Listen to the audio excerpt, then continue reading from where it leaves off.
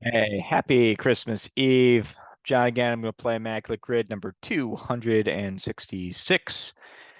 Going for low rarity score and the timed version, playing both as I do. I think yesterday's game was fine. I think I had a 9 rarity score under a minute, so pretty good all the way around. And let's just roll right into it. Let's do it. Going to start sharing the screen here and let's play. Hit and refresh, hit and go. And away we go. Marty Cordova hits both teams. Paul Sereno hits both these teams. And AJ Przinsky. 10-win season pitching. Lucina. And how about Charles Nagy? And Bartolo Colon actually works. I think he had 15 wins this one season there. 40 were for a career.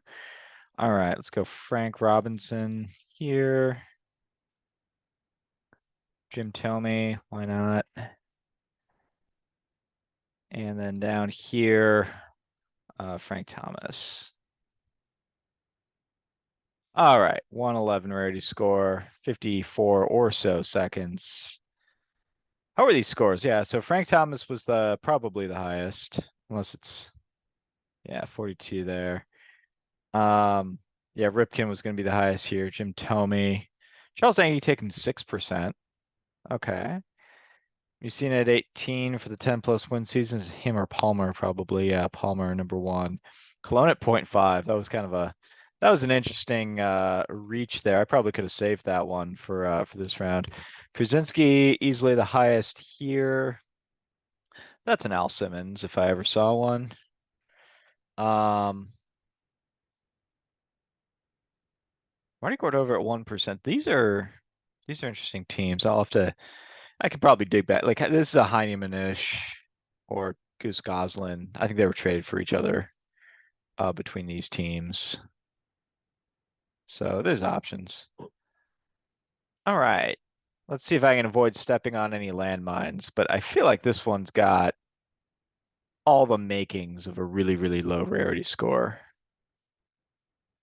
So let's stop and share again. And this time we'll share this one. And now we're playing. Well, no, we're not. Now we're playing. All right. Yeah, Al Simmons. Keep it safe here. Sub one. These are Germany Schaefer's teams, two of them. So he'll work there. And yeah, Heimanish was traded for Goose Goslin, I believe. All right, decent start, but I'm already rounding up to one. 40 WAR for a career. Someone who bounces through St. Louis. So Rogers Hornsby will work by that criteria. I'm not sure what Satchel Paige's career WAR comes out to when you include, his partial Negro League stats, because it's not all inclusive. If it were, it would easily surpass 40 WAR. But maybe not. I guess he works for both these teams. I'm not sure if he ever got 10 wins in a major league season. Seems like he might have, but um, as we can try to think, who'd be a good one to go with, like John Garland and El Duque. He was on that '05 team. Jose Contreras, Mark Burley. Um, I think James Baldwin would work. Obviously Wilbur Wood, Chris Sale. Just kind of jumping all over the place. Early win, won a Cy Young with the White Sox. How far back can we safely go and have? Well, we could go all the way back to Ed Walsh. He got me the other day because he didn't have 200 career wins, but he had 40 in a season, which is more than 10 last I checked. So he gets 0.6. There's definitely better options I can be going with here, though. Um, yeah, for Cleveland, Blyleven had a 19 win season in Cleveland. I think 84. Phil Necro will work. I think. Actually, I'm not sure Necro will work. He was definitely on that 87 Indians team. Um, but I don't think he got 10 wins. But Candiotti did.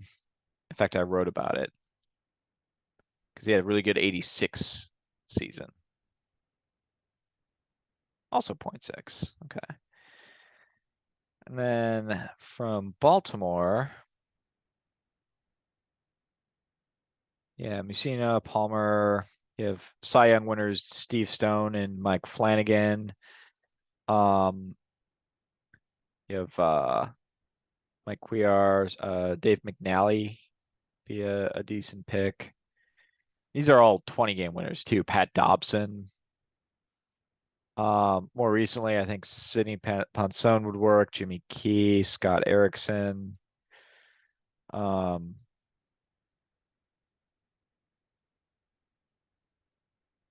don't want to go with anyone in the last decade. Also, I'm not really that up on recent Oriole pitchers, which is a commentary on me.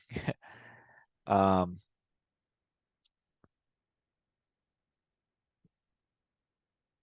trying to go a little bit earlier, but other than Satchel Paige, who was a reliever, and I don't think had a ton of wins for the Browns, I'm not really that up on St. Louis Browns pitchers. So I'm going to go with, let's go with McNally. Takes 3%. That's bad. I should have really, considering the category, that's pretty bad. All right. And now let's see if we can think of people who pop into these cities and get to 40 or so WAR. How do we feel about Tim Raines here? Said before how I thought it was touching that he came to Baltimore to play with his son for like 4 games. Takes 0.2. Let's see. Cleve 40 WAR is not even a Hall of Fame number. So like Albert Bell, I think would be on the precipice, but I'm not sure. And he plays for all three of these teams. This is really the Albert Bell as far as the far left side of the columns go. But it's enough that you're probably gaining consideration at that point. Um, Actually, here's one because I know he was about 45 career WAR, but got inducted into the Hall of Fame. And was the opening day for the starter for the 94 Cleveland Indians in his final season. That's Jack Morris. There's 0.1. And then trying to think of a White Sox player. Just anyone who even briefly appears for the White Sox will work. It's like Wilbur Wood would be an interesting example, but he played there for a while. Jim Catt played there a number of years. Could go Carlton Fisk. Dick Allen will work. Won an MVP with the White Sox. So I don't know how sneaky that's going to be. Robin Ventura certainly works. He pushes 60 career WAR. But again, doesn't feel super sneaky to go with him. I feel like Ray Durham might have gotten past 40 WAR maybe, but not sure on that one either. Mike Cameron certainly did. Actually, Cameron's going to be a pretty good pick. He's in the 45-ish territory, but I know he's north of 40 because he had like more than Jim Rice, and he was a good example case. So let's go with Mike Cameron. Takes 0.2. Rarity of 5. I mean, that's a really, really low rarity score, but considering the categories, I'm a little disappointed. I should have done better on McNally. There are 152 pitchers I could have gone with, and I picked a guy at 3% here. Um, Arthur Rhodes works. Interesting. Yeah, Jimmy Key, I mentioned. Bruce Chen got there. Zach Britton gets there, I guess, before he's a reliever. Um, Bullet Joe Bush.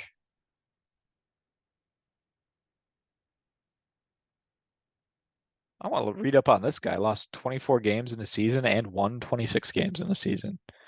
This guy seems like he had a fun career. He had 14 wins for the 1925 St. Louis Browns with a 5.09 ERA, which wasn't even that bad ERA plus wise. It was like 92, something about 1925. But yeah, point is there were lots of options, so I could have done a whole lot better, but five is still a pretty good score. So I'll take my win and move on. Well, have a wonderful Christmas. I enjoy playing these with y'all even during the holiday season, and we'll be back at it on Christmas Day. So you all have a great day. Once again, if you like this kind of banter, my the description for my book is in, or rather, the link to my book is in the description below. All right, I'm gonna get out of here. Have a happy Christmas. Peace.